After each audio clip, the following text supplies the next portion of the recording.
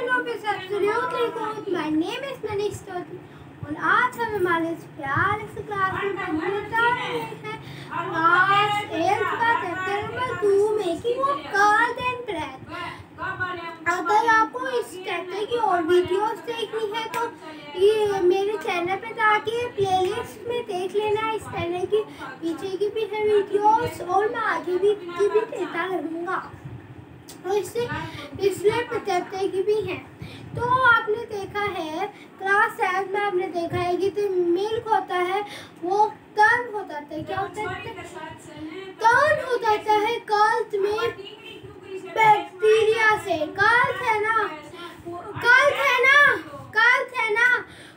वो कुछ बैक्टीरिया उसमें क्या होते हैं, कुछ माइक्रो ऑर्गेनिजम्स होते हैं और तो बैक्टीरिया लैक्टोबैसिलस है वो प्रमोट करता है फॉर्मेशन ऑफ कर्ड। तो बैक्टीरिया लैक्टोबैसिलस है वो क्या करता है, प्रमोट करता है कर्ड की फॉर्मेशन को। वो क्या करता है, मिल्क में मल्टीप्लाई होता है ऐसे 1 से 2, 2 से 4, 4 से 8, 8 से 16, 16 से 32 ऐसे मल्टीप्लाई होता है, रैपिडली मल्टीप्लाई होता है। और वो क्या करता है, मल्टीप्लाई हो गए मिल्क को किसमें कन्वर्ट करता है, मिल्क को कर्ड में कन्वर्ट कर देता है। किसमें कन्वर्ट कर देता है, मिल्क को कन्वर्ट कर देता है कर्ड में।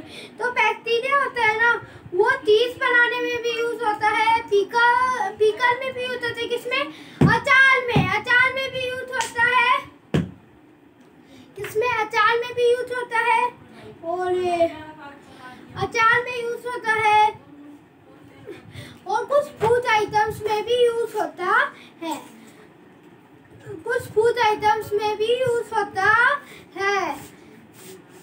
किसमें, कुछ फूड आइटम्स में यूज होता है। और तो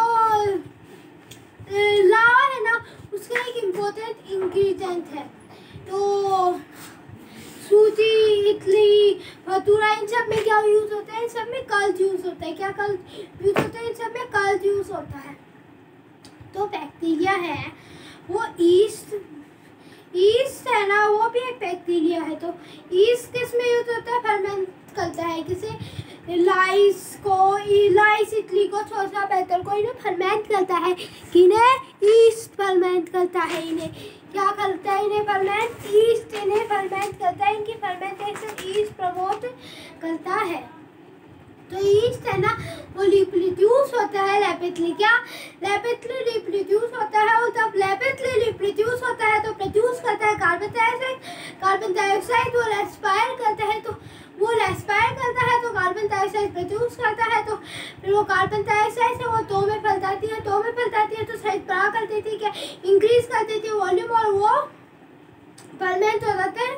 और ईस्ट है वो बेकिंग इंडस्ट्री और मेकिंग प्रेस, पेस्ट्री और केक्स में भी यूज होता है। तो हमने हमारे हाथ का पत लिया है।